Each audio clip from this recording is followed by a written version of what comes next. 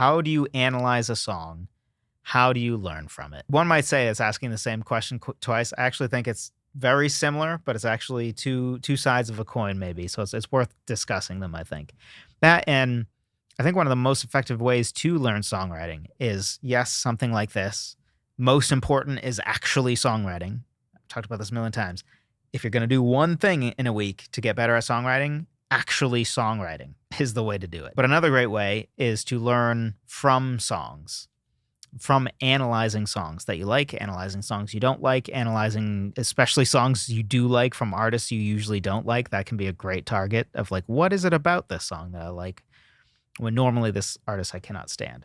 But let's address analyzing first. When it comes to lyrics, I think a good basic framework to start with is identify the central theme first, which usually means look at the chorus first, assuming the song has a chorus. Look at the chorus. Try to figure out what is the central concept this song is tackling, because it's important to understand all the rest of the song in context of its theme, right? If you don't understand the theme or the point, then it's hard to understand a song. This is true for pretty much everything. So many times people will try to like ignore context. Like, no, context always matters. Context is extremely important to basically anything. If you take the context away, you can make anything seem like anything. You can make it seem like this person said something awful, but you're removing the context of it was somebody joking with his friend and he's being sarcastic, right? That's important context. So context is always important. Best way to identify context in a song is song title, worth looking at, right? Is the song title trying to communicate something outside of the song? Sometimes it is. Most of the time it isn't. Most of the time it's just,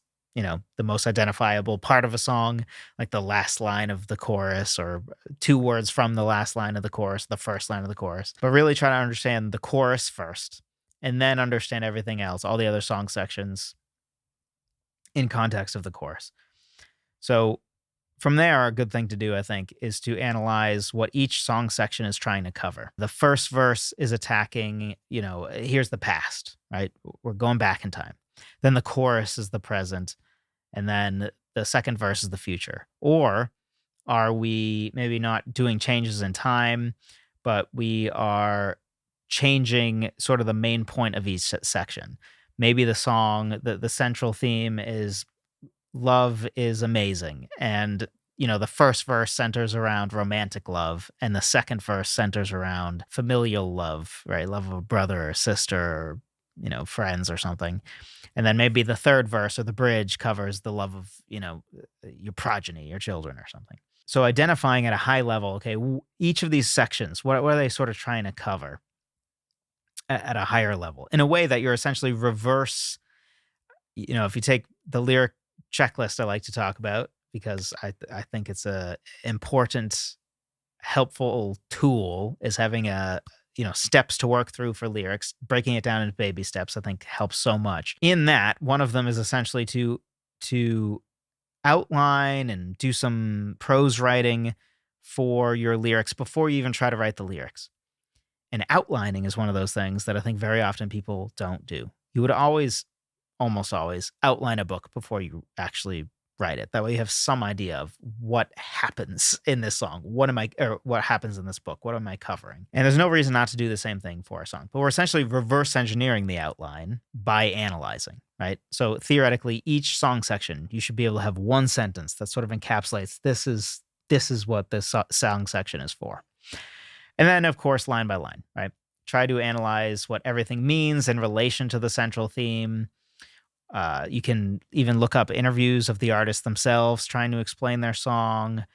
You can also listen to how other people analyze the artist stuff. That's a dangerous game, though, because most people are terrible analysts and read into things what they want to, especially with vague lyrics. And none of this guarantees you're going to analyze it completely correctly, right? But this is a good exercise to learn how other songs you like or don't like are constructed. It's a good way to try to figure out what is it about the song that resonates with you. As a silly example, if you love a certain website, right? Let's just say you think Amazon.com as a store is just the best. Just because you know that you love it doesn't mean you know why you love it, right? very often people don't even really know why they love things.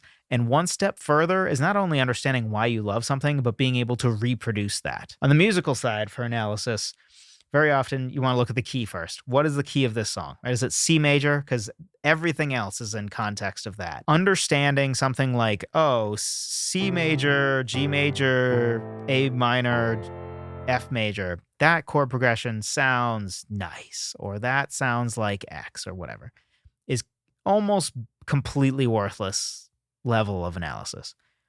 It needs to be analyzed at a deeper level. Really, what that is a 1, 5, 6, 4 chord progression in the context of C major, which is why that sounds the same as say doing a G major and then a D major and then an E minor and then a C major. That fundamentally sounds the same as, because it is fundamentally the same. They're both 1, 5, 6, 4. So if our level of analysis, it has to be at a higher level of abstraction. Understanding things just as like, oh, that's a C major chord to a G major chord. No. We have to understand chords in context of keys. So if we understand, oh, what makes that chord progression super powerful is we are in C major. Okay, so there's our context, C major. And the chord transition is from a G major to a C major. That, in context of C major, is a 5-to-1. So it's not that G major to C major is inherently powerful necessarily. There's some truth to that. But the more important thing is a 5-to-1 is very powerful. That allows us to apply it to any key. We can then take that same principle and be like, oh, okay, A major to D major has that same fundamental principle, right? Or if we want to do it, right? Same fundamental principle, 5-to-1 in the context of D major.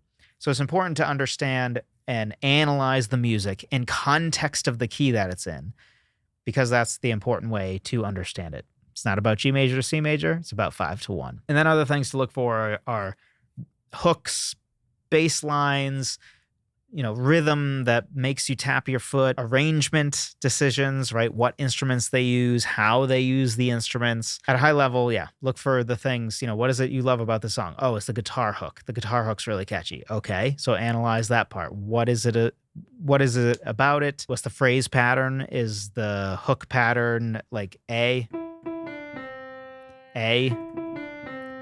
B, B? Right? Now that's a silly, ridiculous, basic hook, right? But the point is, we can analyze the phrase pattern. That's A. So, there's a difference between A, C, back to A, versus maybe A, B, A, or something, which would be then a C, right? That matters. That matters. So analyzing by phrase pattern, especially if it's something that's hook melodic, right? Understanding there's an A, there's a B, and then it goes back to A, and then it goes to a C or whatever. And then how to learn. So again, huge question, could be a whole course, but take a concept and abstract it as high as you can to make it useful. As I picked on before, understanding like, oh, G major to C major sounds powerful is a very rudimentary understanding that's not very helpful. If you understand that by nature of a 5-to-1, that's a powerful transition, right? So in the context of C major, G major to C major, that's powerful. And also understanding it at more than that level as well. Like, well, okay, but why? And a part of the reason is because of what's called a leading tone. A leading tone is when we have one note that is a half step away from another note that it wants to go to, essentially. So G major to C major has this B, C, which is a half step apart, right? There's no note in between them. That's what a half step is. So that's two different ways to sort of understand why that works so well.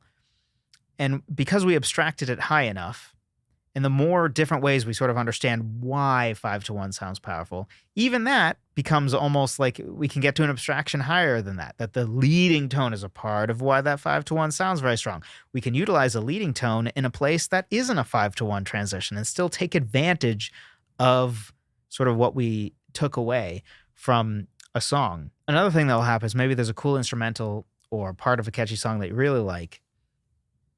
And the best way to, you could say, morally steal something is by not stealing it, but instead understanding in the abstract, what is it they're generally doing that you like? What is it about the melody that you like? Is it the fact that it's a descending melody and it's high enough that it sounds pretty, epic, but it's not so high that it sounds screechy? What is the abstract of what you like about something? For a song, and you think it's really catchy, and you think, okay, the abstract of what fundamentally makes it catchy is the drum beat. So I'm going to use a similar drum beat for my song, but the chord progression will be totally different. The hooks will be totally different, but I am kind of taking the drum vibe from this song. Or is it the two ways that two guitars in a song interact? You really like that. You like the fact that it's almost like dueling guitars. There's two guitars that are playing different riffs, essentially, that kind of go together. One is a low riff and one is a higher riff, and they kind of go together. In the abstract, what is it that's so cool about the thing that I like about this song, or the thing that I think makes this song interesting, I think is a really important way to go. Of course, there's other things that are maybe easier to do, like, oh, this song utilizes organ. I've not thought to use an organ in a while. Organs sound sick. They're super underrated. I should write a song with an organ. There's things like that as well. But at a very high level, that's my answer to how do you analyze a song and how do you learn from it? Hey friend, if you found this helpful, then something else you'll likely find helpful is my free cheat sheet on 20 different ways to start writing a song. One of the easiest ways to avoid writer's block and make sure our songs don't all sound the same is just to change up how we start our song. So if you're ready to write your next great song, be sure to check it out at songwritertheory.com/free guide.